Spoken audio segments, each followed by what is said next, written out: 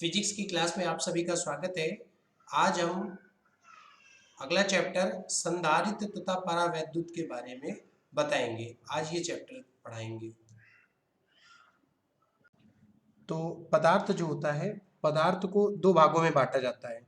पहला होता है चालक, दूसरा होता है, इसको हम लोग विद्युत रोधी कहते हैं, विद्युत रोधी। तो हम ये कह सकते हैं कि वैद्युत व्यवहार के आधार पर पदार्थों को दो भागों में वर्गीकृत किया जाता है। पहला होता है चालक, दूसरा होता है विद्युत रोधी। अब चालक क्या होता है? चालक की परिभाषा क्या होती है? चालक की परिभाषा होती है कि वे पदार्थ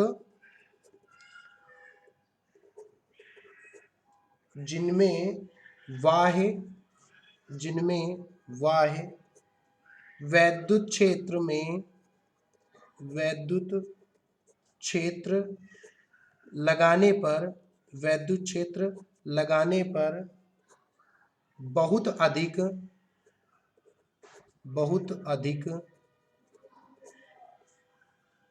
आवेशवाहक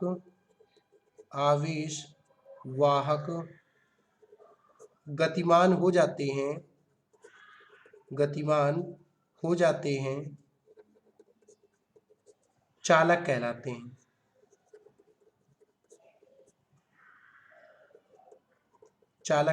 हैं। यदि हम विद्युत रोधी की बात करें तो इसको हम लोग बोलते हैं सामान्यतया कि वे पदार्थ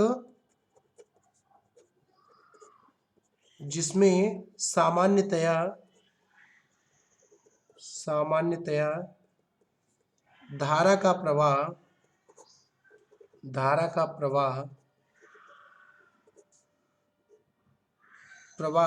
संभव नहीं होता, उसे अचालक या विद्युत रोधी कहते हैं। अब देखिए चालक कौन कौन से होते हैं।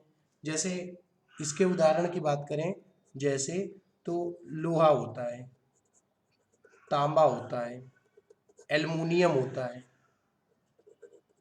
और ये इधर क्या होता है, जैसे रबड़ होता है इधर विद्युत रोधी में, रबड़ हो गया, कांच हो गया, अभ्रक हो गया, ये सारी चीजें विद्युत रोधी होती हैं।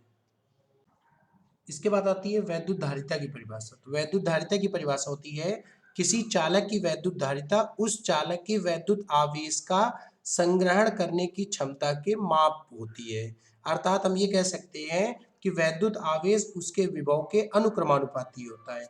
अर्थात हम ये कह सकते हैं यहाँ पे Q proportional to V। Q proportional to का चिन्ह हटाएंगे तो एक कांस्टेंट आएगा C, ये आ गया C बराबर Q अपन V। यहां से परिभाषा निकल के आती है,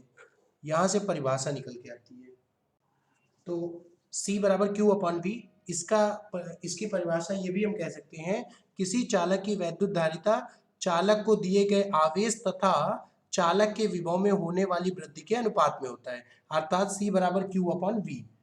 तो यदि हम इसके मात्रक की बात करें तो इसका मात्रक क्या हो जाएगा, तो जैसा कि सूत्र दे रखा है C बराबर Q अपन V है, तो C बराबर आवेश का मात्रक होता है कूलाम, और विभव की बात करें तो विभव का मात्रक होता है वोल्ट। तो कूलाम पर वोल्ट, या इसी को हम लोग बोलते हैं फैरेड। हम लोग अब देखते हैं फैरेड की परिभाषा। एक फैरेड की परिभाषा क्या निकल के आती है, तो देखिए C बराबर Q अपॉन V है, तो फैरेड की परिभाषा निकल के आती है, एक फैरेड उस चालक की धारिता होती है जो एक कूलाम आवेश देने पर उसके विभव में 1 वोल्ट की वृद्धि हो। तो परिभाषा निकल के आएगी, एक फैरेड उस चालक की धारिता होती है जो 1 कूलाम आवेश देने पर उसके विभव में 1 वोल्ट की वृद्धि हो। इसके साथ में एक चीज और आपको बता दें कि एक माइक्रोफैरेड, तो एक माइक्रोफैरेड बराबर क्या होता है, 10 की घात -6 फैरेड। इसके अलावा एक पिकोफैरेड, एक पिकोफैरेड, तो एक पिकोफैरेड बराबर होता है 10⁻⁻12 फैरेड। यहां से जैसे हम माइक्रोफैरेड की बात करें तो इसको ऐसे लिखते हैं 1 म्यू एफ। यदि हम पिकोफैरेड की बात करें तो 1 पी एफ। तो ये परिभाषा आती है। अब यदि हम धारिता के विमा की बात करें, यदि हम विमा की बात करें तो इसकी विमा क्या होती है, तो देखिए विमा इसकी क्या आएगी। तो आपको पता है कि C बराबर Q अपॉन V है। तो यदि हम आवेश की विमा की बात करें तो 4 ब्रैकेट में AT हो गया। और यदि यहाँ पे विभव की बात करें तो विभव की विमा क्या होती है, तो विभव की विमा क्या होगी, बल में यदि लंबाई का गुणा करते हैं तो ये विभव की विमा होती है MLT-2 और साथ में L हो गया। तो ये क्या आ गया AT बटे ML²T-2।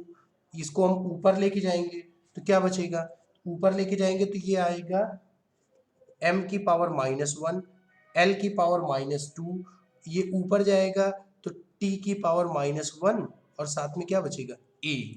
तो ये इसकी विमा होती है। अब देखिए एक चीज और बताते हैं, एक चीज और संशोधन कर दें कि देखिए थोड़ा सा ये A²T² होता है, ये कैंसिल हो जाएगा, ये ऊपर जाएगा तो T की पावर +4 बचेगा, ये A² बचेगा। ये संशोधन है। ये कैसे आता है ये देख लीजिए, ये बताने जा रहा है। देखिए इसका तो कूलाम होता है, कूलाम होता है बटे, और इसका होता है वोल्ट। यदि हम इसको थोड़ा सा और भी आगे एक्सप्लेन करें तो ये कूलाम हो गया बटे, वोल्ट की बात करें तो वोल्ट को हम लोग क्या लिख सकते हैं, जूल प्रति कूलाम। तो ये क्या आ जाएगा, ये आ जाएगा कूलाम स्क्वायर बटे जूल। तो यहां से हमने ये जो मान निकाला है वो यहीं से निकाला है। अगला डेरिवेशन है विलगित गोलीय चालक की धारिता के बारे में। तो आपको बता दें, इसको इंग्लिश में बोलते हैं capacity of an isolated spherical conductor. तो ये आपको एक सामने गोलीय चालक दिखाई दे रहा है जो कि विलगित है, तो जिसकी त्रिज्या स्मॉल ए है, इसका परावैद्युतांक स्मॉल कैपिटल के है, परावैद्युतांक इसका परावैद्युतांक कैपिटल के है। गोली चालक के समीप कोई अन्य चालक नहीं है।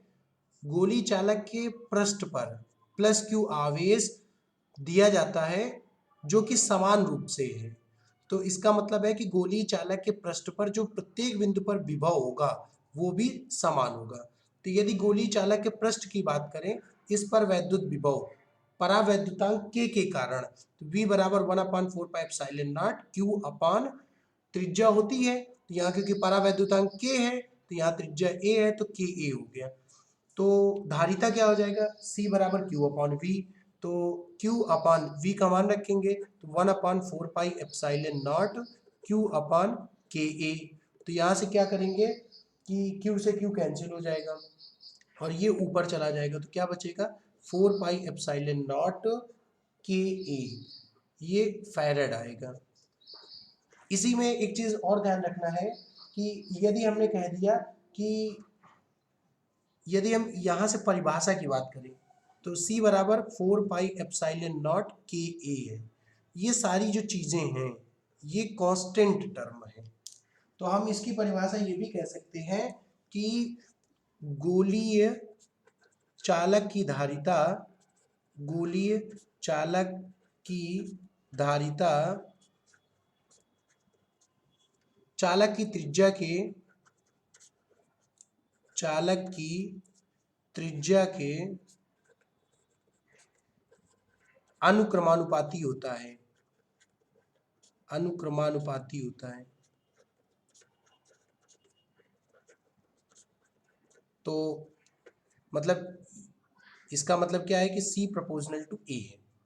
तो एक चीज और बता दें आपको कि यदि हम यही चीज C बराबर 4πε0 KA, लिखा है यदि यदि हम k की बात करें, यदि k बराबर 1 कह दिया तो यहां से क्या आ जाएगा, यहां से यदि इसी k बराबर 1 कर दिया तो c को c नॉट कह दिया, c नॉट बराबर क्या आ जाएगा, तो c नॉट बराबर आ जाएगा 4 पाई एप्सिलॉन नॉट a। इसको हमने समीकरण नंबर 1 कह दिया, इसको समीकरण नंबर 2 कह दिया।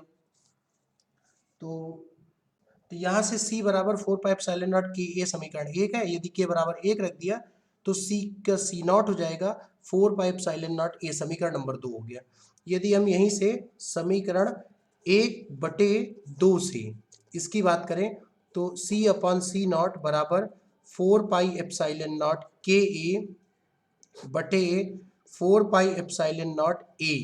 तो 4 पाई एप्सिलॉन नॉट से 4 पाई एप्सिलॉन नॉट कैंसिल हो गया, a से a कैंसिल हो गया, तो c अपॉन c नॉट बराबर क्या आ गया, k।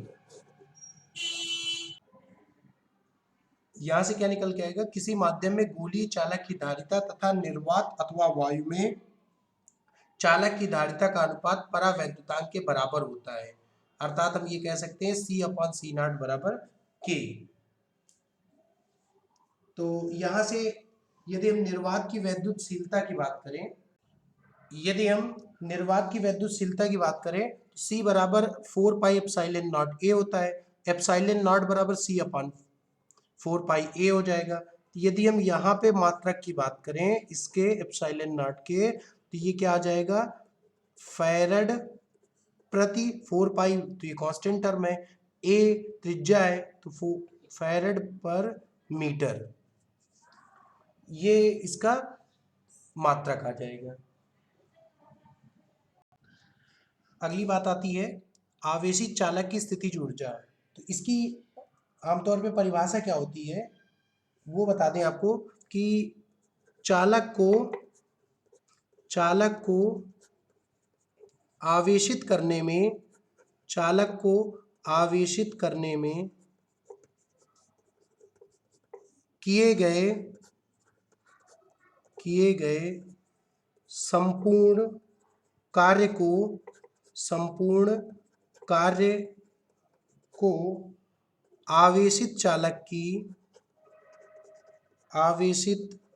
चालक की ऊर्जा कहते हैं। इससे जुड़ा हुआ डेरिवेशन भी देखते हैं। तो इसके डेरिवेशन देख लेते हैं। माना किसी चालक प्लस क्यू को क्यू आवेश में बहुत छोटे छोटे भागों में विभाजित कर दिया। तो मतलब कोई चालक है, कोई भी चालक है, मान लीजिए ये है कोई चालक, आवेशित चालक है, जिसमें छोटे छोटे भागों में इसको डिवाइड कर दिया जाता है। तो चालक का जो विभव है 0 से शुरू होकर V तक पहुंच जाता है। अतः औसत विभव की बात करें, अतः औसत विभव, तो औसत विभव क्या हो जाएगा, 0 से शुरू होकर V तक पहुंचता है तो 0 प्लस V/2। यहाँ से जब हम बात करें कुल कार्य की, तो कुल कार्य क्या हो जाएगा, तो कुल कार्य बराबर, तो कुल कार्य आमतौर पे आवेश गुणे औसत विभव हो जाएगा, औसत विभव। तो यहाँ से आवेश दे रखा है Q इंटू यहाँ पे क्या दे रखा है 0 प्लस V/2, या हम इसी को लिख सकते हैं 1/2 QV। यदि दे रखा है यहाँ पे विभव बराबर V बराबर Q/C होता है, तो यहाँ पे V का मान Q/C रखेंगे, तो ये W दे रखा था, तो इस W बराबर क्या आ जाएगा 1/2 Q इंटू Q/C, या W बराबर क्या आ जाएगा, W बराबर 1/2 Q²/C। यदि Q बराबर CV रख दें तो क्या आ जाएगा, तो W बराबर 1/2 CV इसका होल स्क्वायर/C। तो यहाँ से ये क्या आ जाएगा 1/2 C²V²/C, ये कैंसिल हो जाएगा, तो ये क्या आ जाएगा 1/2 CV²। तो इस तरीके से हम लोग आवेशित चालक की स्थितिज ऊर्जा निकालते हैं। ये जो चालक की जो, क्योंकि आवेशित चालक की स्थितिज ऊर्जा के बारे में बताया जाता है, ऊपर हमने स्टेटमेंट में बताया कि चालक को आवेशित करने में किए गए संपूर्ण कार्य को आवेशित चालक की ऊर्जा कहते हैं। अर्थात हम ये कह सकते हैं कि ये जो कार्य होगा वो किसके रूप में परिणित होगा, स्थितिज ऊर्जा के रूप में। अर्थात हम ये कह सकते हैं, यहाँ पे देख लीजिए, यहाँ पे हम कह सकते हैं कि ये जो U होगा, स्थितिज ऊर्जा U, ये किसके मान के बराबर होगा, W के मान के बराबर। तो W का मान क्या क्या निकल के आएगा, W का मान पहले तो निकल के आएगा 1/2 QV आ जाएगा। फिर यदि हम इसको और भी एक्सप्लेन कर देते हैं, जैसा कि बगल में दिखाई दे रहा है, तो W का मान आया था 1/2 Q²C। फिर U का मान क्या निकल के आता है और एक्सप्लेन करने पर 1/2 CV²। अब देखिए इसका हम लोग फायदा कहाँ, हम लोगों को इस फार्मूले का यूज कहाँ करना रहेगा, इसका हम लोग यूज करेंगे न्यूमेरिकल में। न्यूमेरिकल में पूछ लिया गया Q और V दे रखा है और फिर स्थितिज ऊर्जा निकालने की बात आएगी तो इस फार्मूले का प्रयोग करेंगे। जब हमसे प्रश्न में धारिता दे रखा है, आवेश दे रखा है और फिर स्थितिज ऊर्जा की बात करेंगे तो इस फार्मूले का प्रयोग करेंगे। यदि हम धारिता दे यदि हम हमें धारिता और विभव दे रखा है, फिर स्थितिज ऊर्जा की बात करेंगे तो इस फार्मूले का प्रयोग करेंगे। तो ऐसे इन सारे फार्मूले का हम लोग प्रयोग करेंगे और ये सारे फार्मूले हम लोगों को काम में आएंगे। किसी भी परीक्षाओं के लिए, किसी भी कंपटीशन परीक्षाओं के लिए सारे फार्मूले अति महत्वपूर्ण होते हैं।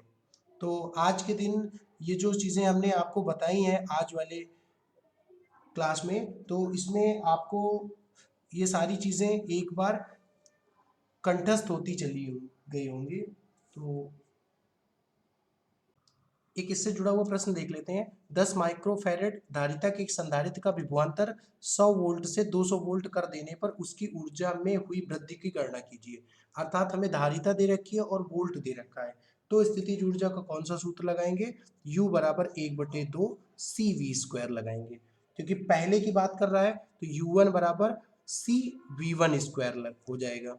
तो यहाँ पे U1 बराबर क्या आ जाएगा, 1/2 10 × 10⁻⁻⁶, क्योंकि इसको सबसे पहले किसमें परिवर्तित करेंगे, फैरेड में परिवर्तित करेंगे। फिर क्या आ जाएगा 100 इसका होल स्क्वायर। तो U1 का मान क्या आ जाएगा 5 × 10⁻2 वोल्ट। इसी तरीके से हम लोग क्या निकालेंगे, U2 निकालेंगे। U2 बराबर क्या आ जाएगा, हाफ CV2²। तो ये 1/2, C का मान कितना दे रखा है, C का मान दे रखा है 10 × 10⁻⁶। V2 200 वोल्ट हो जाता है, तो 200 का होल स्क्वायर। तो इसका मान क्या आ जाएगा, U2 का मान आ जाएगा 20 × 10⁻2 वोल्ट। हमसे क्या कहा जा रहा है, हमसे कह रहा है कि उसकी ऊर्जा में हुई वृद्धि की गणना कीजिए। अर्थात ऊर्जा में वृद्धि, ऊर्जा में वृद्धि कितना हो जाएगा, U2 - U1। तो यहाँ से क्या आ जाएगा 20 × 10⁻2 माइनस 5 × 10⁻2।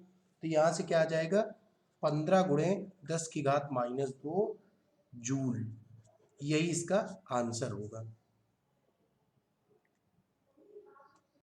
एक प्रश्न और है कि 12 पिकोफैरेड, ये 12 पिकोफैरेड का एक संधारित्र 50 वोल्ट की बैटरी से जुड़ा है, तो कितनी स्थिर वैद्युत ऊर्जा संचित होगी।